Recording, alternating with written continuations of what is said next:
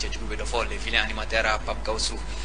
ɲ'o de fɔ Foli TV ka émission min bɛ yan a dabɔlen don maliyɛnw de kama maliyɛn o de b'a dɔn i bɛ baara min kɛ Sénégal kɔnɔna na o de b'a dɔn i ye commerçant ye e de b'a dɔn i ye to feerela ye i b'a dɔn i ye malo feerela ye i mana kɛ ka fɛn o fɛn feere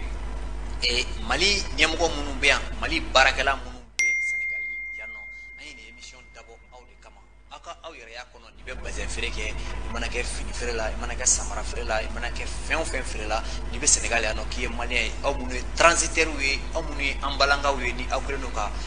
association maliyɛnw caman sigi Sénégal yan nɔ donc ni émission nin bi Foli TV ye nin di maliyɛnw ma aw de kama donc vraiment aw kana tarder ka weleli kɛ mɔgɔ mɔgɔ n'i b'a fɛ i ka invité Foli TV kɔnɔna na tu peux appeler voilà n'i ye weleli kɛ ni Ala sɔnna ma an b'i invité an bɛ taa kuma i ka fɛnw kan e de b'a dɔn i ye jagokɛla ye e de b'a dɔn i ye karamɔgɔ ye e de b'a dɔn i ye buru ye i b'a dɔn i bɛ baara min kɛ i bɛ domaine min kɔnɔna na n'i ye an wele Foli kɔnɔ an bɛna invité TV kɔnɔna na an hakilina ye min ye an bɛn'o fɔ ɲɔgɔn ye bi